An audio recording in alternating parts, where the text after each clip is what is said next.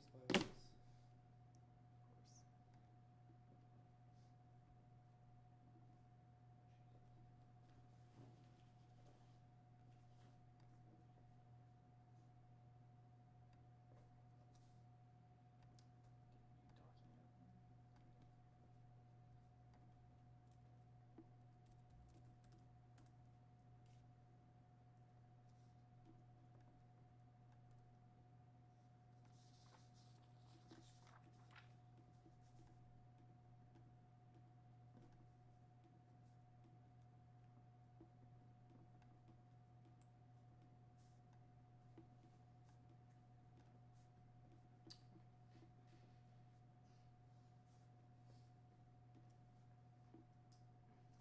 We ready?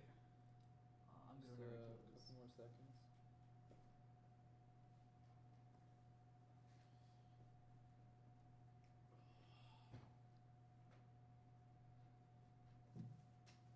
All right. Let's do this.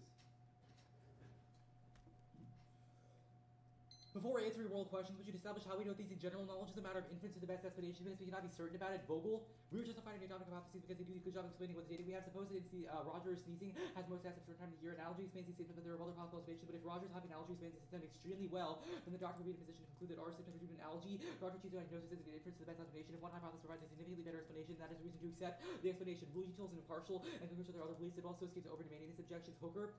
Rule consequential is impartial, the rule selection, partial assessment of favor, rules about partiality between limits of self and friends. Rule consequential is impartial but not impossibly demanding. Rule consequential also accords with our most common beliefs. Most of us believe morality prohibits principally attacking innocent people, breaking our enemy, promises, telling lies, and so on. Rule consequential prohibitions on these acts, and the consequence will be far better if such prohibitions are extended. Rule util finds a convergence of ethical theories in set ways and reflective equilibrium how all philosophers operate. However, two.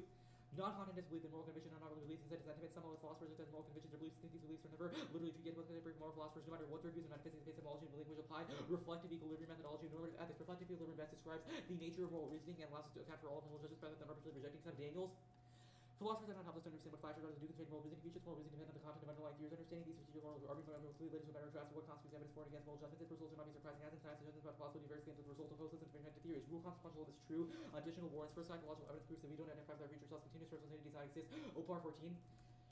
Humans are not consistent identity, but each exists itself. Each exists for the future selves as strangers. You feel just fine breaking it because that was a promise being someone else made. Using fMRI, studying activity where people imagine the future present. Errors of brain were more activated and a subject on himself today than of the future. Neural activity where they describe themselves in the with so much of that when they describe Matt Damon. Fronting came to similar conclusions. We think of our future selves. Let me think of others. Since we have to think of our future selves as someone else, our decision making reflects how we treat other people. This proves consequentialism. A point of a person is not a continuous unit, that it doesn't matter how goods are distributed among people, which supports utils and util aspects of benefits and distribution across people. Viewpoint of other theories assume identity matters. Consequentialism is the only one that is possible if identity is irrelevant. Second, international knowledge to trade-offs between citizens. Since they benefit some and harm others, the only justifiable way to resolve these conflicts is by benefiting the maximum number of people. Since anything else would unequal prioritize one group over another, several impacts. A1 circumstance theories are useless for states and inevitably causes sort of circumstance. B1 answers util events and non-consequential moral theories prevent any action which is worse than not being able to use util or using it imperfectly. Third, people psychologically before util governments are obligated to use it. Gino. Oh wait. The studies practice finding instances of vacuum tests with people asked to yet behind this behavior. The element contingently people decisions also different life. People see it as entirely probatorial does not come to determine the system's quality. Impacts. A point is interested in independence and the proof that util is not counterintuitive or hard to calculate, and most people already believe in it. B point turns autonomy next util best achieves the interests of people. Even if people prefer something else, util achieves the aim that they try to serve with their decisions. C point governments are non-functional. Absent utils and citizens will only support a government that serves their interests. Prerequisites and existence of the state is key to any other obligation. D point outweighs governments. Must be practical. They do not concern itself with really unfiscal questions because they ought to avoid consideration of what is required to achieve ends. Ronheimer 05.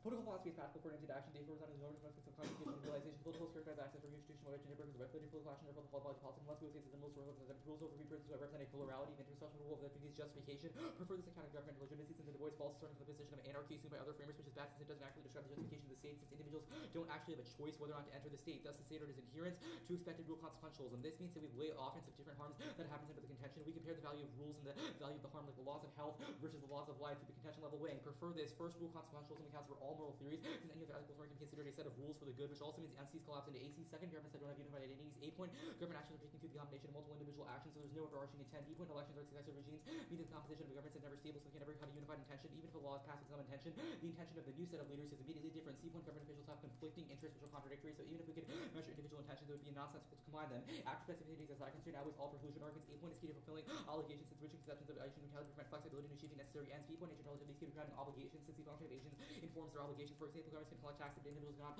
launder money for themselves. The plan.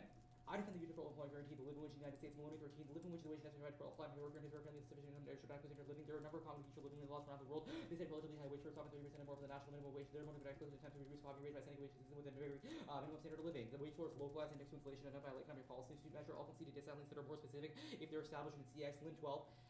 The U.S. Census Bureau's official poverty line is implied to be decided to people because it represents an exceeded year level of economic degradation. Public subsidy programs provide benefits to households with incomes about twice the poverty line. The economic policy institute has an alternative measure called the basic family budget. These budgets include food, housing, transportation, transportation, healthcare, other necessities, including particular range of duty to overtime official poverty line. Advantage 1 is solvency. 8 empirical people's experience in academic assessment proves that I reduce poverty. Consol 14. During the 70s and 2000, the reach of the bottom fell. Research strongly indicates that raising the minimum wage reduces poverty. 10% high shrinks the poverty gap and an extreme poverty by 9.6. Washington case would offer more impressive gains in lower literature. Duty plans 54 estimates, 48 of them show minimum wage reduces poverty. B point, institutional economics, living wage law levels playing field by countering employers' bargaining power advantage. Negative classical models were flawed. 2 Warren's Kaufman 10. Workers suffered an inequality of bargaining power because the labor market put employers in the dominant position. Market competition cannot protect wages. The irrational minimum wages at the level of the playing field. First, the model of the perfect competition entails that goods can be exchanged at zero cost. Hence, labor markets must be imperfectly competitive since their existence rests on imperfect information, fundamental uncertainty, and other such market imperfections. Second, said such conditions of competitive models that laborers have options, but this condition that violate the very nature of employment. This makes income employers preferable to external job candidates. Hence, workers are not heterogeneous. The independence and mobility provide firms the opportunity to attract exploitation. The workers are not IPV disadvantage. A minimum wage helps to balance the bargaining power. As solvency outweighs negative employment trends. Trier diet the act. Even full employment does not solve poverty. Insufficient to work in low pay rates. Lim 12. Employment can leave workers and their families in poverty for 2 reasons: insufficient employment and pay rates. In 2001, 3 adults living in poor households. Among these individuals, 61% participated in the workforce. Among the other 31.9% leading all have all the responsibilities or are unable to work. Focusing on now on individuals who are labor force. 6% seek work. The majority are working for non-escape poverty despite working full time. To reduce the poor, we must focus on the quality of jobs. Independent of consideration of the future happiness or life. Death is not false to the worst possible evil since it shows death itself. Patterson 03. Death is evil because it not affects the future, rather than evil because it is not false to the current subject. Independent calculation by better worst possible as death is restricted to the type of entity that we are, and the expression of life cannot be rewarded since it is an expression of an ultimate desire for the subject. Even if future states of affairs are relevant, death is the worst harm since it denies individual ability to achieve any life event and opportunities. This means that well-being should be the most important rule under rule util. Additional solvency, spillover effect, Davenant's 13. Statutes to remember ripple effect, however, which is employees will obtain increasing where wages are given to other workers or even the same classification. Other employers in the same era may be switched to ability to compete by 500 people receiving wage rates and additional 309 benefit from spillover effects. Okay, so I didn't read the D point solvency. Like I flowed your contention level offense. Okay, ready? Yeah. Alright, cool. So let's start with the framework. Really? So, yeah. Shocker. Alright, so what's the word in Daniels? Daniel says the reflective equilibrium allows us to capture the relative strengths of truths of multiple moral theories rather than absolutist I theories. understand what Daniels is like, the argument in Daniels saying that like it allows us to compare the strength, but my question then becomes like, why doesn't that just like beg the question which ethical theory is true in the first place? Sure. So Daniel says that there can be multiple degrees of truth for ethical theories. So rather than saying that for certain we are Kantians or for certain we believe in like a system of equal freedom, we can assign various probabilities to each one and then act in a more like complex but also more legitimate way rather than arbitrarily reject. Why do we have to do this? Well, because it is unlikely that there is one overarching ethical theory that is absolutely true. More likely than not, there are multiple ethical theories, each of which have a degree of truth. So why does this apply to one specific action, e.g. the living wage? Why can't it apply to things like, oh, we do util for living wage, but they aren't for like, I don't know. I think you're misunderstanding it. It's not that we adjust to different frameworks based upon the circumstances of the action. Rather, it's that we weigh all the relevant costs and benefits, and then we consider a framework one additional step in the weighing mechanism. What do we weigh them under? We weigh the relative strengths of the rules under rule consequentialism. Okay, so this seems to be presuming that we aggregate, like that aggregation is a good thing. No, right? it just presumes that we can compare strengths of offense. So you are right that if there is an ethical theory which prescribes absolute prohibitions of certain actions, then that would not function. But my argument would then be that that means that we should reject that theory, not that we should reject the overarching model of reflective equilibrium. Okay, that's fine. So if I like to have 100% strength link back to my offense, you have 100% strength link back into your framework, then how do we weigh between like? Then we weigh the strengths of the frameworks because there are multiple steps. And how do we weigh between offense. strengths of the framework? Like is it With just framework arguments? comparison? Yeah. Because I'm just confused about how reflective equilibrium interacts with the framework debate. Like, well, in framework the way debate we make arguments. Those arguments are the same under reflective equilibrium. It's just that the implication of those arguments is no longer that we absolutely reject one theory or another, but rather we assign a lower or higher degree of credence to that respective theory. That's fine. So let's talk about Ronheimer. What's the warrant from Ronheimer? Ronheimer says that governments can't concern themselves with abstract metaphysical questions. Yeah, I get what Ronheimer says. I want to know what the warrant is. The warrant is that governments represent a plurality of views, which means that in order for a government to be effectively accountable to its citizens, it has to represent all of their diverse viewpoints rather than ascribing to one theory of the good life. All right, where's the warrant for why they have to do that as opposed to just an is-off fallacy? I don't think it's an is-ought fallacy. The Right. argument So is where's about the how point that it has to? a government has to function by effectively enforcing certain ideas. If a government were to continuously impose a conception of the good upon people, which they disagreed upon, then the government would not be functional because people would disagree with it. Sure, that's fine. So how do I meet, like, I'm still, like, I've never really understood reflective equilibrium. So I guess my question then becomes, if I read an alternate framework and I, like, say, win the framework debate. Yeah, so see, that's where that's where the confusion comes in, right? Okay. Reflective equilibrium says that we change the way that we evaluate the framework debate. So rather than having absolute strength in one ethical theory, we assign various probabilities to each of the ethical theories that we're talking about.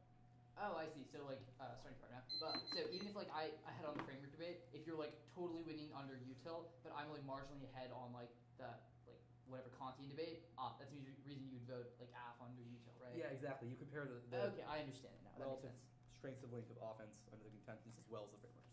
I learned something new. And you call yourself a framework debater. I said that.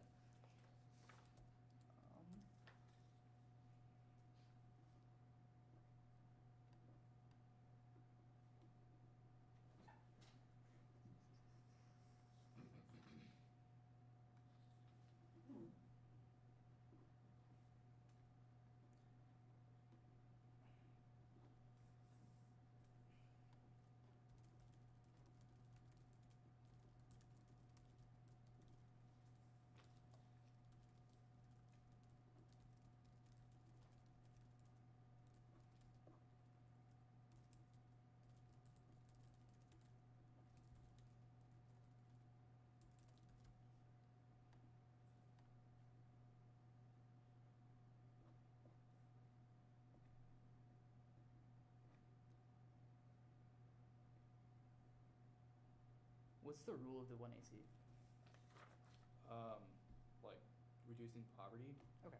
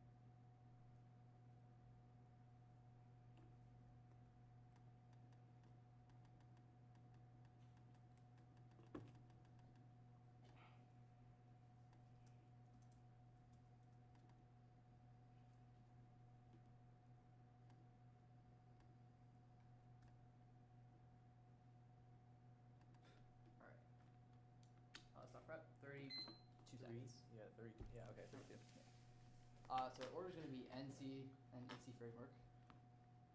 All right. All right. All right. Do I need only one sheet for the NC? Do I need more? Yeah, should be fairly. Okay. Also, there's like some Benatar stuff at the bottom of the NC, but I may get to that later.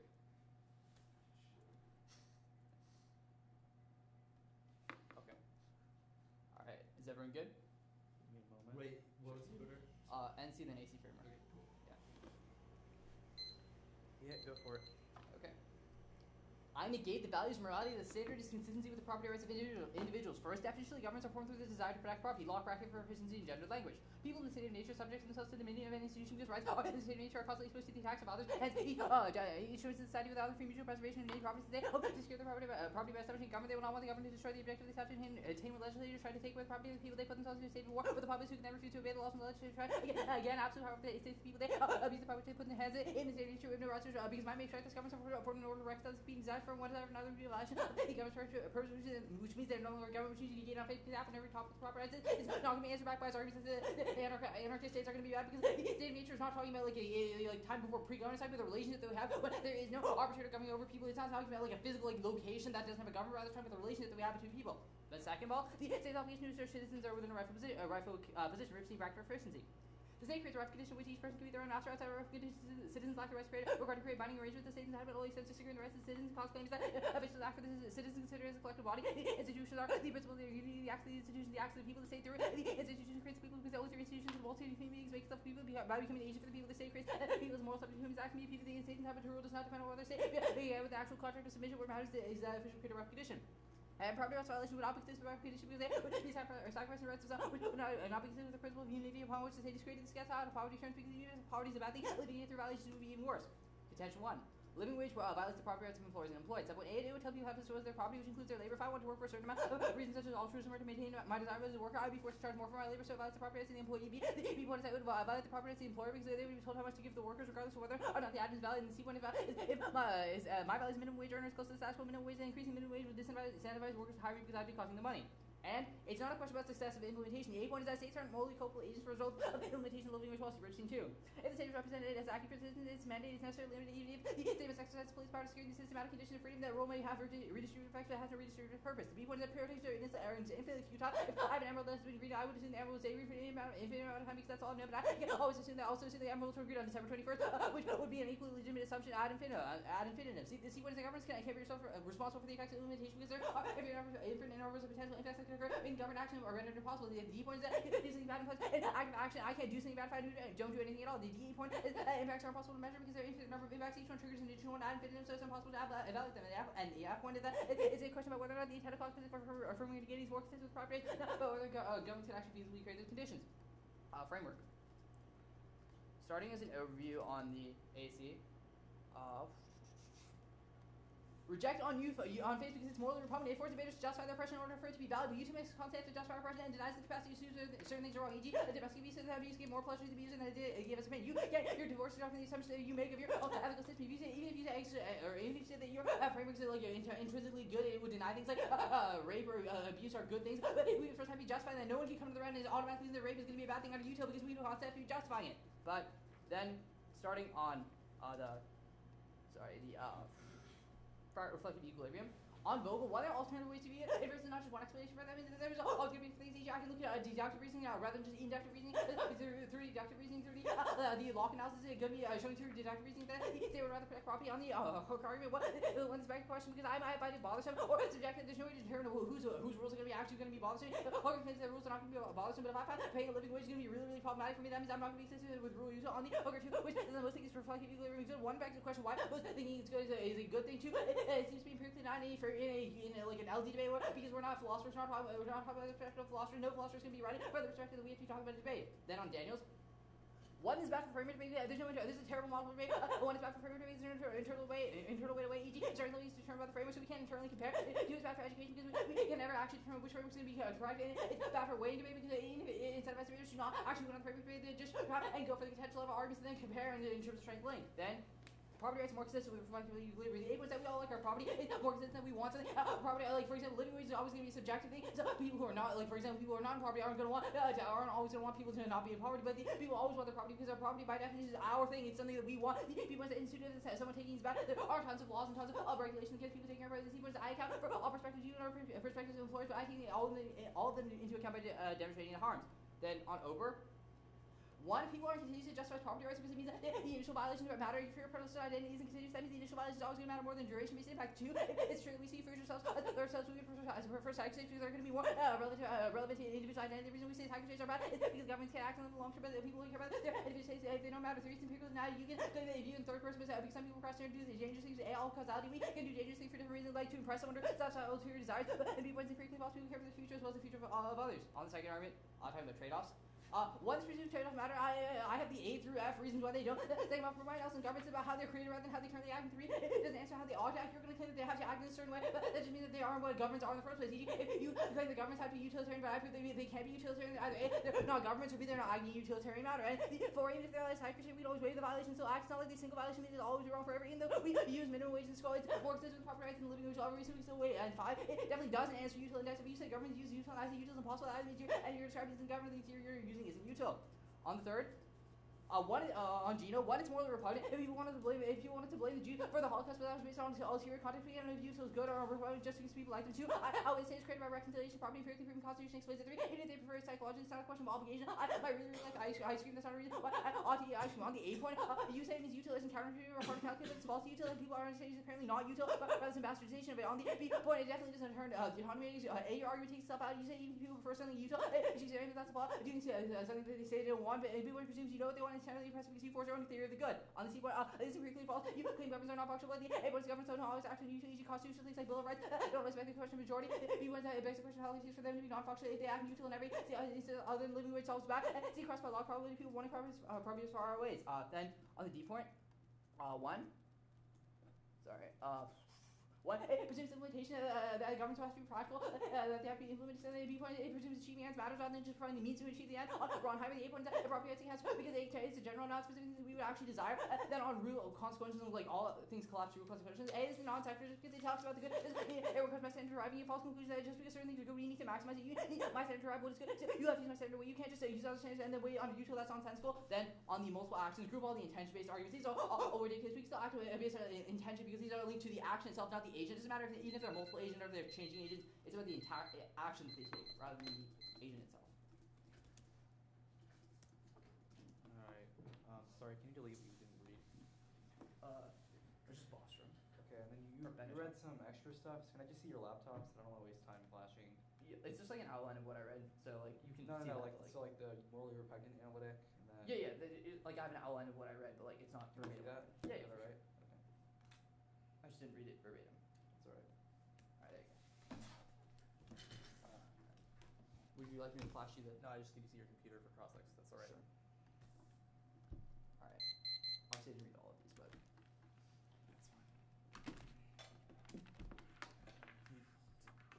Alright. Do these moral repugnancy arguments come first? Like, are they pre-fiat impacts? no, but I would say that it's probably Okay, important how to do we- evaluate them. So, like, what do you mean probably important? How do they I mean, if compare you're to like using, the like, copyrights racist- arguments? Because these arguments obviously don't seem to link to your copyrights framework. They're just I mean, like if it's you're morally using repugnant. like morally repugnant arguments, I'd say that's a reason to reject you. You can justify why you Okay. can use morally repugnant good like things. Yeah. But Okay. so you're on the wrong side of the issue there. Let's cover your reasons why. Yeah. So util fails. Okay. Actually, so the lock evidence says that. What did it say? Yeah. So what does lock mean by property exactly? Property means the value to on the things that you have or the things that you can act on. So my labor, the things that I own, that kind of thing. Okay, well, the small text of the card says, each joins in society with the others for the mutual preservation of his life, liberty, and estates, which I call by the general name property. Yeah. Okay, so property rights refer to our rights to life and liberty and our estates. Yep. So all three of these things are things that are important under property rights. How do we weigh the strengths of them? What are Sure. most important? So I would say that since they're all encompassed under property rights is not like a single thing. Like you don't have a right to life that's valuable. You don't have a right to estate. Do Rather we you have a right to property. Yeah. And property is just our ability to have those things. So for Okay, so our example, ability to have life, our ability to have liberty, and our ability to have Yeah. property. Okay, it's but just the like a government. general right. It's not a specific Okay. thing that you have a right to have. Okay, it's rather which the government's arguments in the conception. NC explain what an intention is? What do you what explain what an intention is? Your So, like, arguments on the case are that an intention is inherent to the structure of an action, not Yeah. the actor itself. Where is that argument made in the NC? I mean, I would say that that's contextualized in the NC as a whole. Like, Where? intention is Which? based- That's an the A bullshit through F answer. Where is it? The A through F points are yeah. indiced to util. They're not explanations No, of they're what an indiced intention to, is. like, All right, point to non-intention be based places in the arguments. NC. Here's the laptop. Point to be Okay. places in the NC where you explain what an intention is and Sure. why it's inherent to the structure of an action. I'll read In the A these through places. F. Yes. The B point says predictions are infinitely futile. The D point says to do something bad implies an The active A action. point says that states aren't morally culpable agents for the results of implementation. Yeah, of so a they're not policy. morally culpable. That doesn't explain what an intention is. This is Sure. a two-sentence Ripson card. 2 is explaining about how the states. Where does like, Ripson 2 purpose- say the word intent? No, it doesn't have to say the word intent. Where does it Akil. say It's the word talking about inherent to the notion structure of intent. action? It doesn't say what I intent don't have the is. card that says intent. Do you have is any inherent to the arguments structure about what of an an intent action. is? You can make arguments for why intent is not. I would Okay, say that's that's contextualized not by the really AC my question, but that's framework. fine. Okay. Does the negative defend the status quo? Yeah. Okay, your D point says that to do something bad implies an active action. I can't do something bad if I don't imply anything at all. Is that Yeah. not a priori? No. Okay, how do we turn this argument then? Your argument is that under your property rights framework, No, to do it's just something saying bad implies an an active. action. If you make the argument, this is like Your in the argument is status that to do something bad means you have to do an active action. Can the I NC explain does the not do argument? an active action. How do I turn it quo. at Can I all? explain the argument? The argument is saying that when if you stand up and be like, oh, minimum wage is a violation of property, right? My argument would be that an omission, like not doing anything about the status quo, is going to be better than doing something that causes a problem in the status quo. Right. Yeah, it's not an a priori. Okay, correct.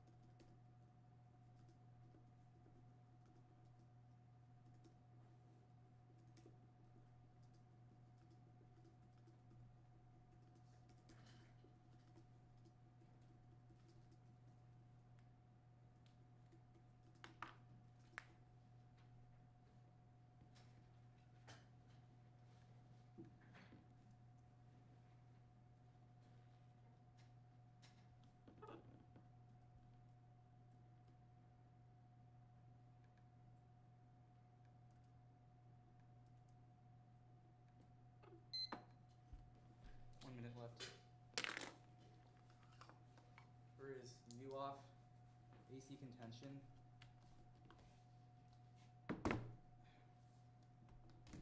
And AC framework, starting on the intentions don't apply to government's argument.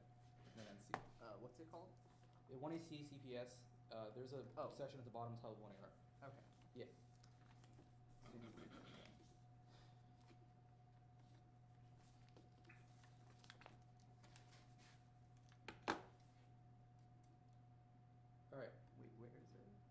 There's a section at the bottom titled 1AR. I don't see. Uh, I see well-being. do you have another like flash drive or something? I don't. I have a flash drive. Okay, you use person.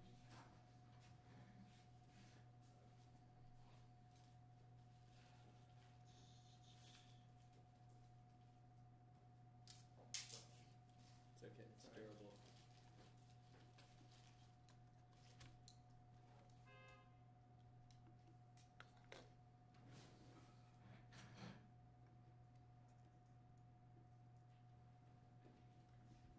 There you go. Yep.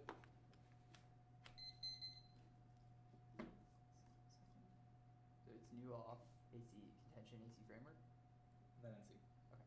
Alright. It's one speech one AC CPS. Yeah, yeah. There's a section at the bottom, so there are.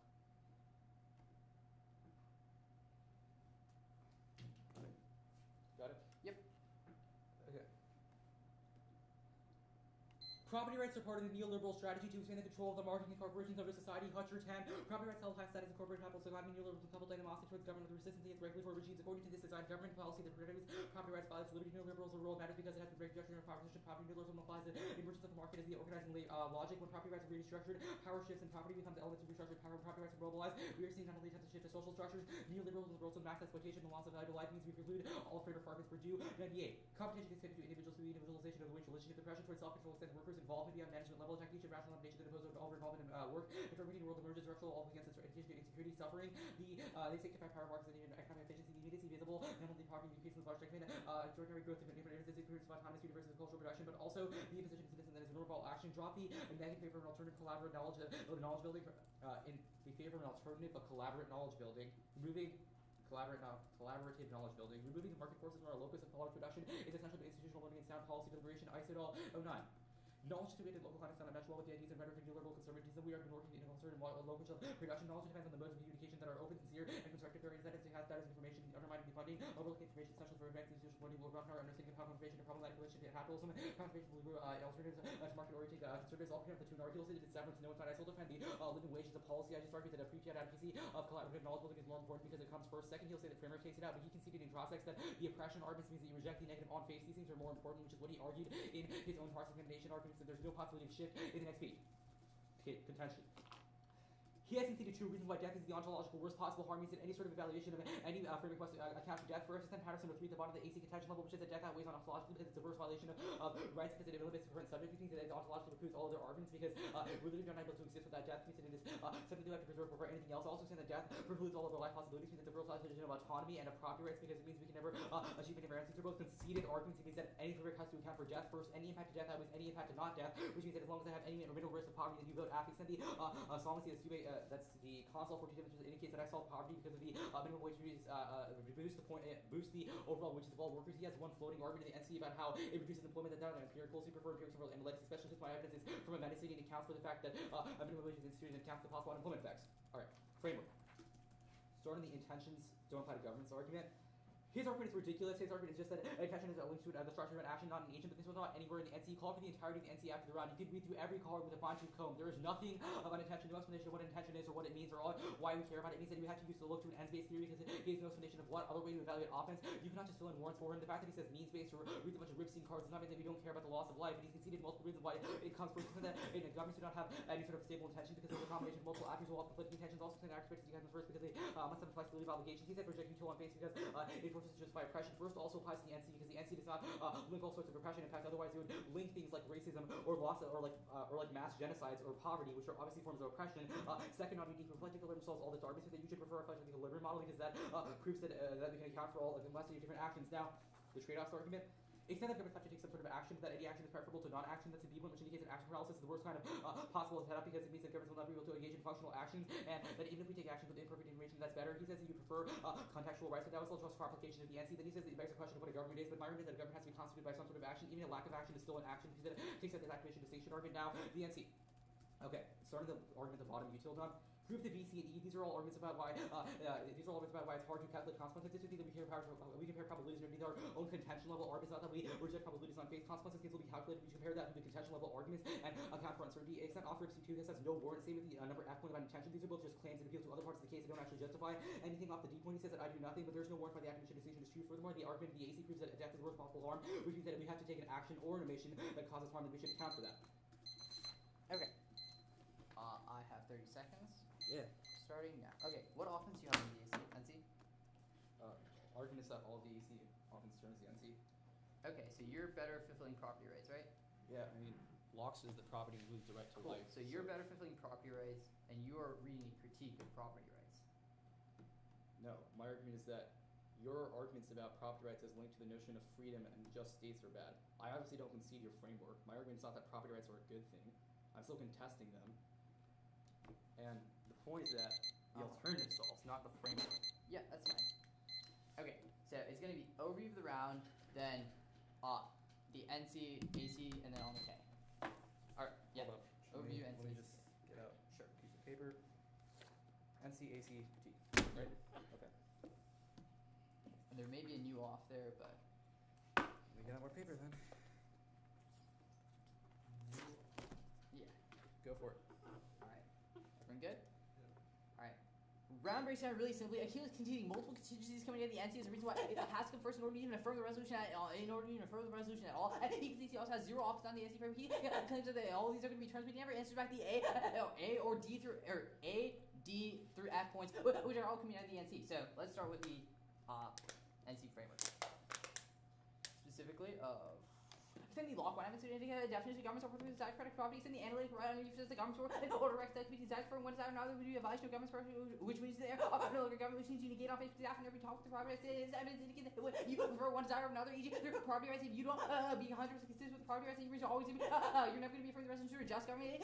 Locke specifically textualizes what a just government does. A just government in order for a government to exist in the first place it has to be consistent with the property rights. If you are not consistent with property rights it means you're not going to be operating a government. Puts him in a double line. Either A, he is not affirming the resolution as a government, or B, or the B point he's affirming the resolution but he's not doing it, or the B point he has to be consistent with the property rights. So he's gonna go over all of his weighing analysis under like the death comes first and things like that, because even if he reads like moral prerequisite arguments in order to even affirm the resolution as a statement, he first has to be reading. He first has to have a just government. So. Then he said the contention one evidence which specifically the A point tells people how to dispose of their property includes their labor file would work for a certain amount for certain reasons alters or maintain my desirable work out before start or so violates all the property rights of the employees. This is 160 in the last page. You give me 100% strictly back to the opposite of my framework. Then he tries to extend reasons why his framework links in because like of all of like the NC AZ impacts, but it's gonna be really problematic because he can see a lot of problems. He responds to the B, C, and E points, but he can see the A, D, and F points. Then the A, well, this is at the same time multi-culpable age for the results in implementation of the wage policy. That's your in 2 evidence indicate that like redistributive problems happen because of the implementation of policy. That's not a reason why the state is at fault. It's a reason why the systems of society are at fault. It's not a reason why the state is the bad thing. On the D point it says to do something bad implies an act of action. I can do something bad. Editing all this evidence is good. This argument means that or you want for an omission over an action. Which means if there's even if there's a property rights violation coming out of the NC, I'm still not taking action. Whereas there's a property rights violation coming out of the AC, which you go always for the NC interpretation of it. And then on the F, he can see this question about whether or not the intended consequence for negating is more because of the property rights, not whether or not the government can feasibly create these conditions. This is literally said it doesn't matter about whether or not the consequences occur. Good or bad things about whether or not you're initially considered the intent of the argument. Then let's do the action intention thing. So I don't know where you float this. So just float wherever. He makes the argument that I never defined what an intention actually is, but that's like saying I have to read a justification for why the sky is actually blue. For why the sky is blue, it doesn't make any sense for intention to be linked to an action. Hitler can still do good things. It doesn't matter even if he's a bad person or a terrible person. It doesn't intuitively make sense that you have to evaluate like that you wouldn't evaluate it in that context. So. Actions obviously, or intentions obviously based on the structure of action rather than the structure of the individual's competing action itself. And second of all, he sees it solved back for all of all the problems coming out of the A through D points that he reads at the very end of the utilities. So. Then let's go to the problems with. So this is the reason why the NC comes first. In order to even affirm the resolution, you have to have property rights, and he's not doing a good enough job on the weighing debate. I'm doing weighing as to reasons why you prefer mine over A. It's an omitted action versus an active one. And second of all, it's an intended impact that it happens like it's an intent. The impact is brought out through an intended means through the negative case, but it's just foreseen harms that happen through the affirmative case. Like you don't actually intend for poverty to occur. But let's go to the reasons why util is problematic. Akil does not do nearly a good enough job on the reason why util is going to be problematic. The argument says that extend the argument at the top. Says YouTube is morally repugnant to force debate to justify their oppression in order for it to be valuable. YouTube makes us constantly have to justify their oppression and denies the capacity to assume certain things are wrong. YouTube abuse. If that abuse gives more pleasure to the abuser than it is pain. Yeah, I think about proper and it solves 100% of this because it's a psychic theory says that certain things are going to be by default bad. E.g., like things like rape are always going to be bad because they violate our ability to profit. Doesn't matter who benefit. Doesn't matter how much happiness it generates. It's always going to be a bad thing. Kills make the argument says it's not unique, but your argument is taking into account the fact that you are always going to be justified. You say the rule util solves back for this, but again, you say the argument says this question about comparative happiness. Even if rule util is on a small scale argument, you are still conceding that as long as there's more happiness coming out of one conception, or there's more like of one you going is a good coming out of the rape, that means that it silences the discussion that's going on. You say you read the K and say that like matters in the round. Fine, if the K matters in the round, then my K matters in the round. So now I'll be doing the only weighing debate, or the only weighing analysis between the util K or the util like argument saying that it's like repugnant and the K that you read of property rights. So first of all, property rights sells back for your saying that neoliberal expansion your alternative has a zero solvency. Neoliberal expansion is going to happen. Whether we have property rights or not. It just means we say we don't value property rights doesn't mean we don't have property rights. To be point is that you can see util actually links back into property rights because you're saying you're more consistent with property rights because you protecting the like your life, liberty, and life, liberty, and the state. That was an argument you made last week. You're always linking both into util and the property rights because you can just sometimes even you link to the property rights. K to a lesser extent than I do. If you have 100% strength link back to the util K and minor strength link back to property rights K, whereas I have minor strength link back into property rights K too. You always prefer my interpretation because he's going to be violating the util K even more. But the util K is going to be much harder because the oppression that util K because the oppression that he's causing is real when it silences debaters from entering into the debate space in the first place because they know that they can't talk about their oppression or they have to be worried about their oppression being harmed or being like silenced in the debate community because their impacts don't actually matter or being enough to be important. They don't step forward and they can't confront these issues in the round. Whereas you were saying that like neoliberal exploitation happens in these like post-round one which in which like property rights are happen. This is not actually happening in the real world where if like I affirm the resolution or I negate the resolution of property rights, e.g.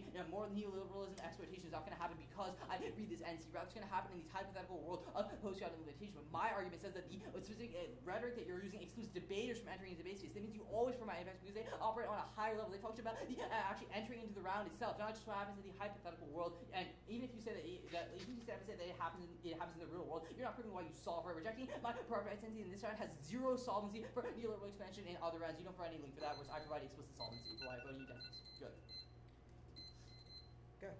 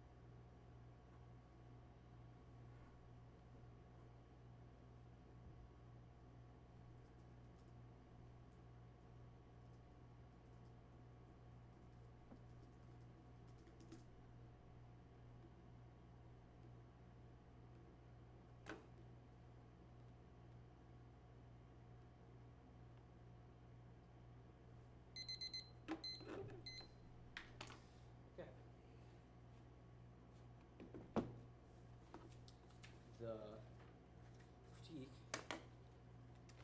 and then the util critique. Alright. Here's a round over here at the top, you should block. Alright?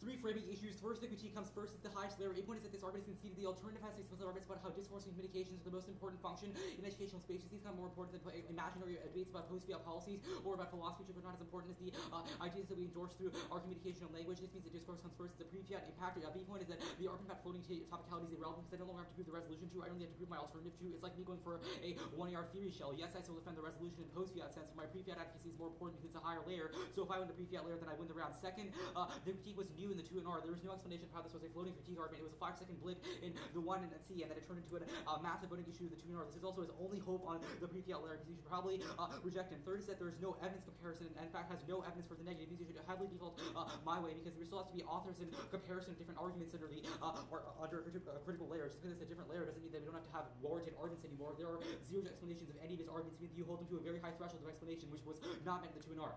I'll extend the K proper. Extend that property rights discourse is a form of neoliberal strategy to the control of markets and corporations over control of society.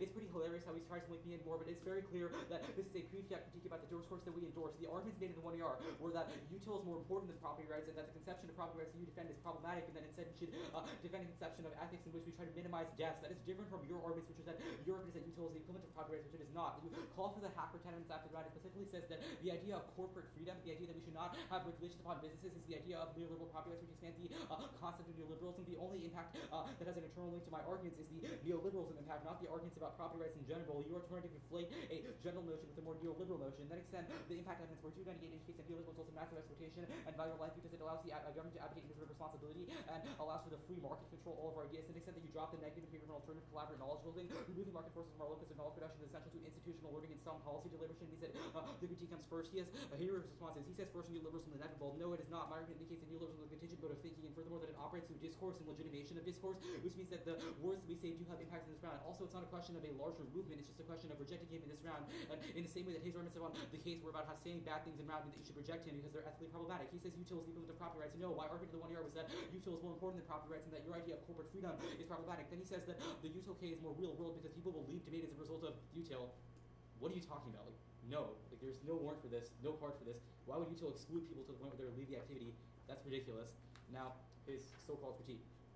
2 responses to the written I'm going for. The first is that the negative also excludes the idea of repression because it says that property rights only require certain things. This is obviously more obvious in his world where he says that things like poverty do not matter, which is an obvious form of repression. He says that in the world of util we would allow for things like rape to still be allowed, but this is different from that's act util, not rule util. Rule util says that we would still allow for certain rules. So we could have a rule that says, for instance, reject genocide or reject rape, and if we give that a very high degree of credence, then it would still solve. That's also the rule util solves arguments.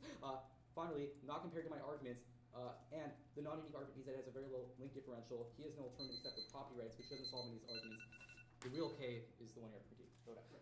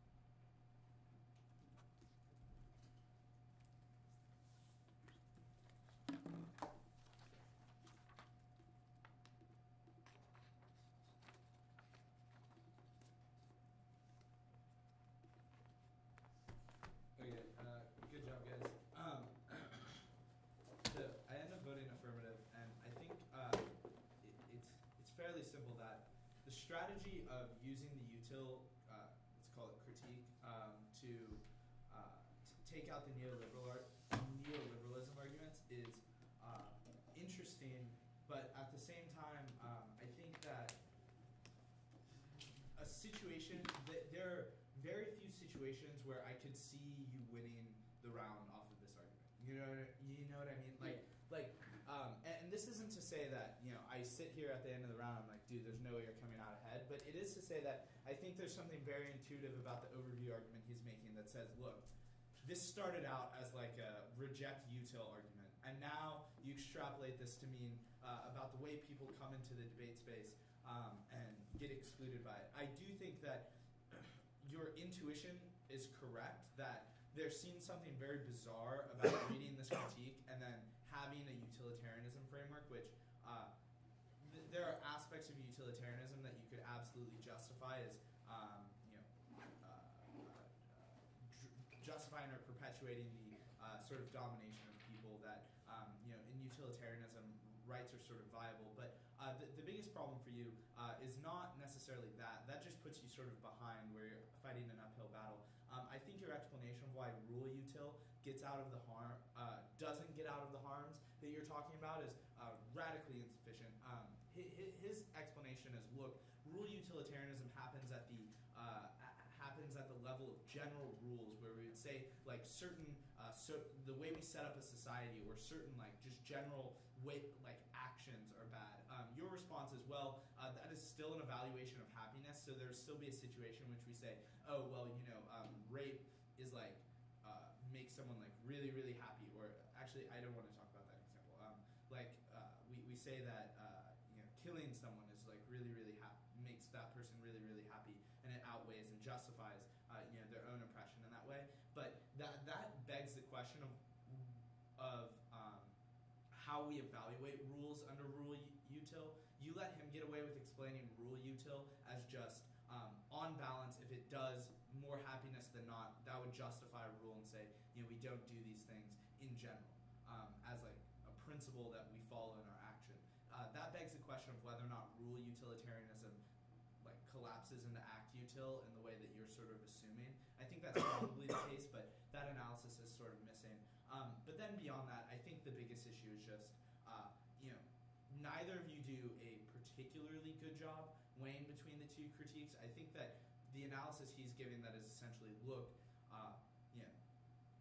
at the end of the day, you have to develop your arguments more, is fairly compelling. His analysis about why rule util solves back your harms is good enough to give more credence to the neoliberalism argument. Your argument, he is just like spot on that you are approaching the link chain of the critique at too general of a level of just saying he's trying to link into property rights generally, but that is not, he is not trying to link into like the type of property rights that would give corporations freedom in the way that his evidence talks about. It is much more along the lines of, look, if you say we care about property rights, that means death has to be some sort of society constraint generally, and that his arguments would like still be relevant under your standard, but it is not property rights in the sense that you were talking about, and where it would give companies dominion to do or domain to do like essentially whatever they want. Then we get into the weighing arguments about how you say we that like I prefer your arguments because it excludes debaters from entering the round. That is sort of the like big argument that I'm faced with as to whether or not that's sort of the big argument you have as to why I would prefer the util arguments under over neoliberalism. And I think he's just sort of right to call BS on this, and not to say that it's not true. Like, I do think there is something to the idea that that util is sort of a fucked up way of looking at the world. But at the same time, I think that his response of just like, come on, man, like util is everywhere. Like you just aren't really explaining why this is true.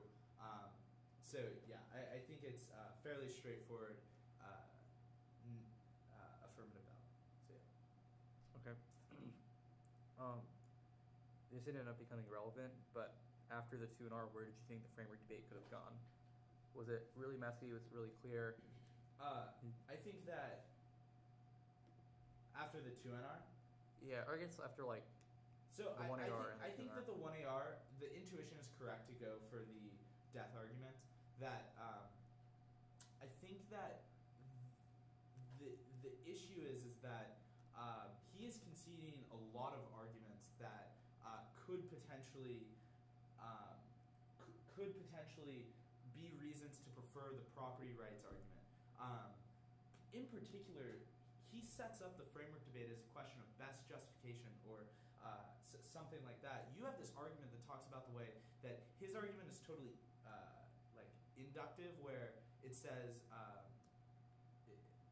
it says something along the lines of like, let's go out in the world, look at experiences, take them together, and then figure out what's happening. Your argument is deductive, where it starts from a principle and then reduces that to, maybe that's reductive. Maybe I'm switching these up, but the argument is something along the lines of, you would prefer my explanation because it starts with a principle and says, let's apply this to government, rather than go out in the world and try to observe it and make predictions about what's happening. I think that argument, while sort of underdeveloped, and I'm probably explaining it better than it is, like that is an example of sort of the concessions you're making that I don't think are game over, but I do think put you in a position where if you don't go so much for the util argument, are like definitely could put you ahead on the framework debate. I think that at the end of the day, the two arguments you go for are very smart, and if you, I could see a situation where you spend the 2AR like going hard for those two arguments, the death one and the trade-off arguments, because those are sort of the common like catch-all util things where it's like, sure, I might be losing on like the like very like rigorous like analytic philosophy level, but look, at the end of the day, like governments have to take action and side constraints prevent them from doing that. Or look, sure, you're right, but like death is the type of property right we care about. And I think that you are doing a good job on those arguments, but by no means do I think it's clear at the end of either speech. And I'll be honest with you, I didn't look that much at the NR extensions of his framework, just because it came down to the critique. But I think that these arguments you're sort of conceding about, he calls them contingencies. Like, by no means do I think they put you like very far behind on the framework, because they just seem to like beg the question of whether or not your concept of a just government, or if his concept of the just government is correct or not. Yeah, and I guess like, I don't know, framework debates have always been like my least favorite, because it's just like I spent like 4 minutes on framework, and you just like, this is what happens, right? You just have like 50 billion like floating arguments everywhere, and then you have to like piece it together, and then the neg inevitably gets concessions, and then they can sit on those and just blow them up. So I don't know. I think that, I mean, the issue is that you set up your framework in a way that makes the line by line much less relevant than it would normally be, right? Like, you have this best justification argument about the way we should choose to know truth, and then similarly this what's it called, like reflective equilibrium? Yeah, reflective equilibrium. This argument that says, you know, it's not necessarily about which framework is true or false, and he is conceding all of these ends-based arguments about how you solve for poverty and stuff like that. And like, you're right that he does have a sort of like shadow application in the NC about you know, why it might hurt jobs or something along those lines, but it just seems like you could frame like, in a world where you don't necessarily read the critique, like, if you can just take a step back and be like, look, he's conceding all of these framing issues of how you evaluate the framework debate. He's conceding the contention. From there, it makes it very clear that even if you're conceding some of these sort of like very small, like, you know, it's possible to evaluate, because a lot of the arguments on the AF aren't that important. They're just sort of like, you beg the question of the framework debate, or like, well, no, we can possibly look towards the intent because it's not about the agent, it's about the intention. And then similarly, like, if you combine the framing issues of here's the type of framework arguments you prioritize with sort of the like game over framework stuff that you went for at the middle of the 1AR, then I honestly don't think it's very hard for you to make the framework debate very clear. But I'm also sympathetic to what you're talking about. That I mean, I think that like it's just inherently like more risky to go for these kinds of things, because a lot of times it might come down to how judges feel about voting on drops and like. Yeah, and that's fair. And I'll be honest with you that, you know, my prep, like, just for me personally, I am very, like, when it comes to evaluating the framework debate, I'm much more sympathetic to a strategy of, like, actually making good arguments that Yeah. create a coherent story for the framework, as opposed to like, oh, you conceded this one thing. And I also understand that given the way that LD has progressed in the last couple years, that like solid framework debate where you are engaging each other's arguments is just almost non-existent. So yeah, like I think you're right, but I also think that it would not be that hard for you to, if you just went 4 minutes of the app, Yeah. or like just straight up ACNC, that I don't think it would be that difficult to make it clear either. Oh, can you disclose speaks? Yeah, 29.5 and 29.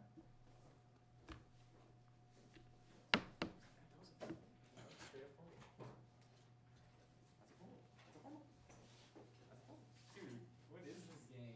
I have no idea. How are the Niners playing this well right now? Yeah, honestly. Dude, it's been a tough year for us Niners fans. It's gonna be a Have you heard anything? tough day for you, dude. Have you heard anything about this game? They were up like 20 on the chart, no 21, and like the Chargers were basically done. Then they scored like a touchdown. They were down 14 in the fourth quarter. Yeah, they were down 14 in the fourth. Then the Niners had the ball. Chargers stopped them. Punted a touchback. Chargers went 80 yards with like 2 seconds left, and now they're in OT. And the Chargers just recovered. And the Chargers just recovered a fumble. Fuck you, man. This is absurd. Dude, what a shitty year. Like, this is just the year from hell. Like, it started with that Bears game where we were up like 21-3 at half. The Bears are so bad. I know, Cutler is atrocious. Where are they starting? What's his name? Jimmy Clausen. Yeah. The guy with like the Notre Dame product who never panned out. Okay, Katya.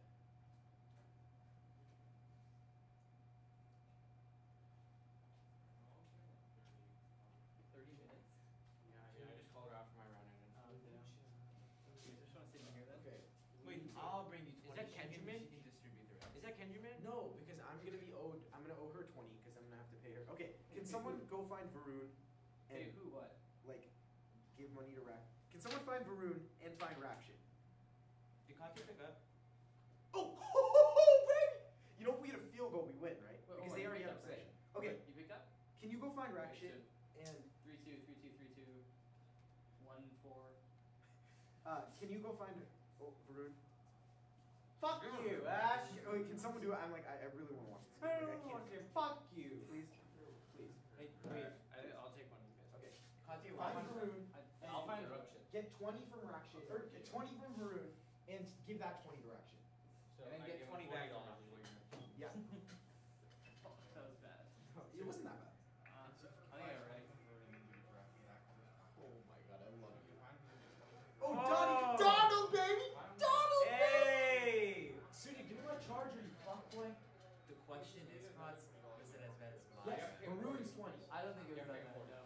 Yes. I'm just saying, like, I think it was Can you a give little me, bit better. You're my answering the the charger? charger. What? Hey, What? I had them out. I had that good.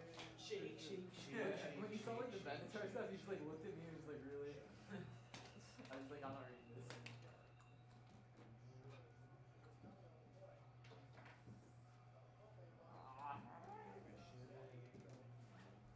Okay, Nick Novak better not fuck up again.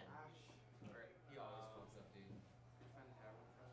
Yo, who picked up Bauer or Nick Rogers? Bauer, Nick Rogers. A little bit of contradiction there. Nick Rogers didn't seem very good that round. Dude, I heard you just face. What happened? Did he read Oh no, Garg is in Did he that. read you? Garg is in the auditorium. Garg is in the auditorium. Where the fuck is Varun? You said I Where the made money fuck from is him. Varun Ash? N2.